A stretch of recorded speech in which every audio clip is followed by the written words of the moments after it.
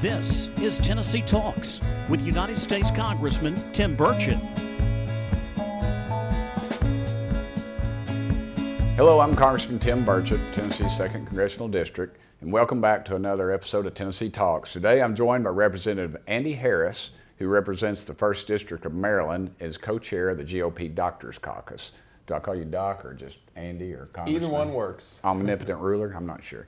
But Andy's the son of immigrants who fled communist Eastern Europe after World War II. And both my dad fought in the Second World War. Mama flew an airplane, and so I dig that. I dig that. You know, here we are together in different backgrounds, but our folks. That's what makes America great. Folks had a love of freedom, so that's cool. He studied medicine at Johns Hopkins Hospital and then helped fill a critical need for anesthesiologists in the Naval Reserve under the Reagan administration, which is very cool. Couldn't get in UT Memphis Med School? All right. He later established and commanded the Johns Hopkins Medical Naval Reserve Unit, which was called active duty to help with Operation Desert Storm and Shield, and at Bethesda, I got that right, yep. Bethesda Naval Hospital. Of course, after that, he served in the Maryland State Senate, which I served in the Tennessee Senate.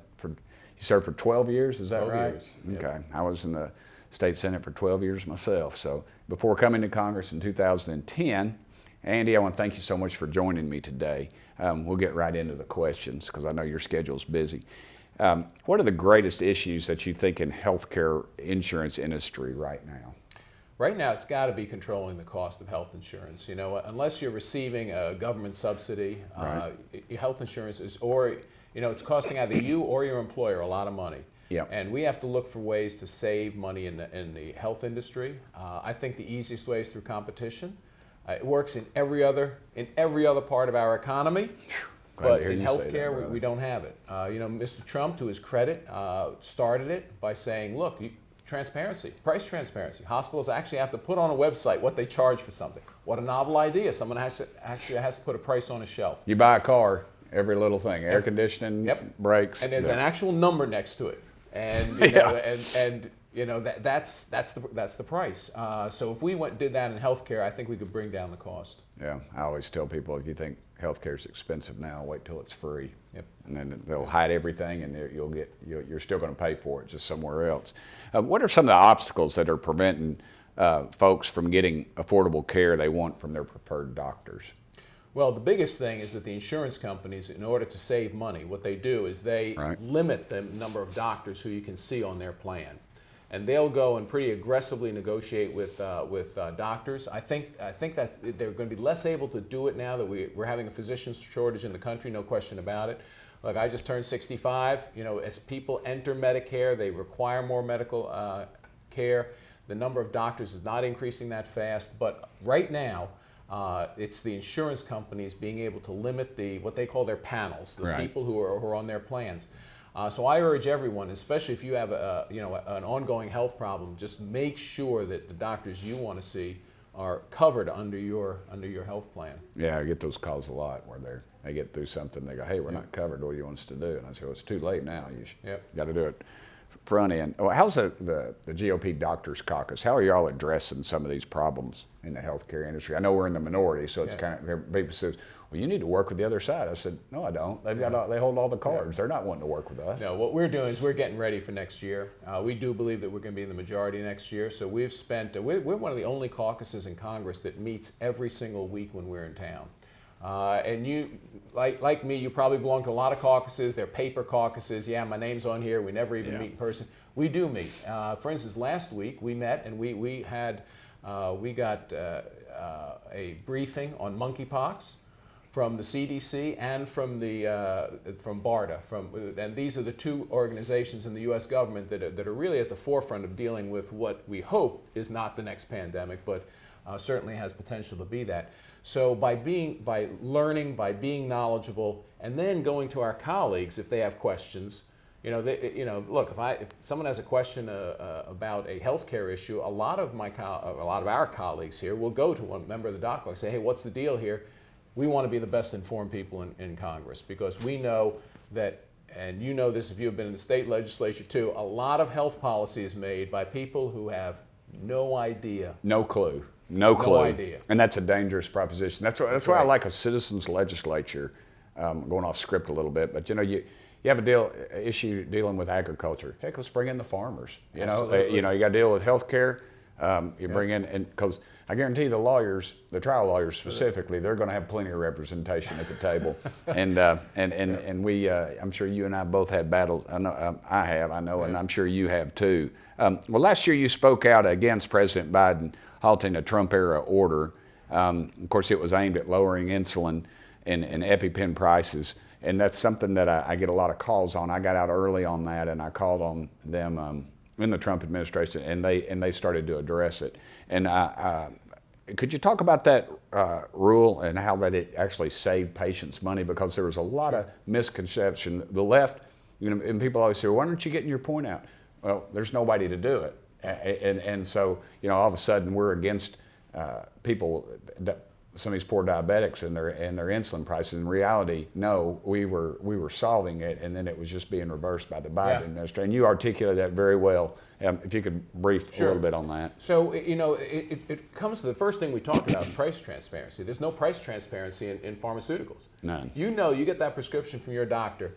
You could go to the pharmacy and you could hold, for instance, you could go to one of those websites where you get the discount numbers, and it'll be a different price at every different pharmacy. Sometimes on a different day it'll be a different price at a pharmacy. So the list prices of these drugs is inflated because it's always discounted from that.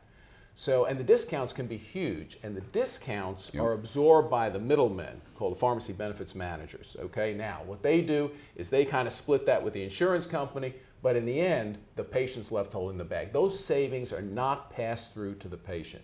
That's not the way it ought to be. Another level, it just seems like a useless bureaucracy that's right there in the middle. And soaking up a lot of the money. So, the reason why it was controversial when Mr. Trump did it is because it made total sense. But on paper, because part of that money was going back to the insurance companies, and the United States government pays for a lot of insurance to its federal employees, for instance, and things like that on the Obamacare plans, the federal government would actually lose money because it would lose that money. Yeah, but the patients the patients get that. Actually, the insulin-dependent diabetic is the one who gets that money. Isn't that appropriate? So look, I was 100% behind that. Pass these savings on to the patients. There but for the grace of God go I. Somebody has diabetes and requires insulin. They shouldn't be paying hundreds of dollars a month for that. You briefly touched on it, but the artificial price caps on prescription drugs. I know we have some alternatives that could actually help lower costs, and I'm wondering if you could expound on that just a little bit. Sure. So what we have to decide as a society is, first of all, is it worth it to have the newest generation of drugs? Do they add something? And if the answer is yeah, if we want to cure some kinds of cancer, we will need a new generation of drugs. As we go to personal medicine, and you and I both know every single human being is different. Their 100%. Response to a disease is different. It doesn't take rocket scientists to think, the therapy for that disease may be different, slightly different for every different person. Well, when you talk about that, you talk about a much greater way to cure people, but it's also more expensive because instead of a drug that works all right in 1 million people, you'll get a drug that works really well for you. I think that's worthwhile. And again, I tell people we're the richest country in the world. What else are we going to spend our money on? We have to be careful when we go into these price control schemes that we're not impeding the ability to develop these new drugs and make them available. Because in the end, you've got your life and your health. That's it, and they should be priceless. These schemes, I was in the legislature with a guy, and he said if it takes longer than 5 minutes to explain it, you might have some problems with it. And literally these things are so, they make them so complicated to the average citizen. I mean, you're in medicine, of course, you understand it, and I've touched on the periphery, but it's very complicated for the average American citizen, and I think it's intentionally done that way to further confuse them, and then they just write the check and don't know that they think they're getting some savings because the liberal media will say that, but in reality, they're paying for it on the back end somewhere else, and it's 100%. Yeah. And you don't get something for nothing. Yeah, if you want the research, it has to be paid for. We have to make a decision as a society. Is it worth it? I think it is. Yeah, my old econ professor had a saying called "tan snaffle." There ain't no such thing as a free lunch. Yep. And this is it. Yep. Federal insurance in the free market, health insurance. The federal government clearly needs to get out of the way and allow the free market. Would you agree with that? Yeah. So the one size fits all plan. That's what the federal government wants. Is that they want to sell you. Look, you're a man. Honestly, there's some things that you don't need to be insured for. Absolutely. And there's some things that women don't need to be insured for. They don't need to be insured against prostate cancer. Okay? Sure. Yeah. That's the fact. So just like when you buy your car insurance, you pick and choose what you need, what you and your family need. You're a healthy young person. You might say, you know what? I don't need a soup to nuts health plan that's going to cost me $10,000 a year. I want a major medical plan. I only want a catastrophic coverage plan. I'll pay the doctor's visits, the lower price doctor's visits. Well, the federal government doesn't allow you to do that. Right. Which is crazy because as a lot of people know that when you go to see a doctor, a lot of times the person who pays the highest price is the person who pays cash that day. That the insurance companies get better deals, the federal government gets better deals, everybody gets better deals except the person who actually pays. That system is completely upside down. Yeah. It should be the system where the person who comes in paying those what I call the oil change costs. You're paying for your vaccination. Okay, it should be $20. The insurance companies might. Again, the insurance company might pay $20, but if you go and pay it, sometimes it's $45, $50, $60. It makes no sense whatsoever. So we have to go back to where you just buy the product you need, and then again, you're young and healthy, you buy catastrophic coverage, but the oil changes you're paying for yourself. Yes, sir. Well, that makes, as we used to say, you've got no place in government. You're making way too much sense.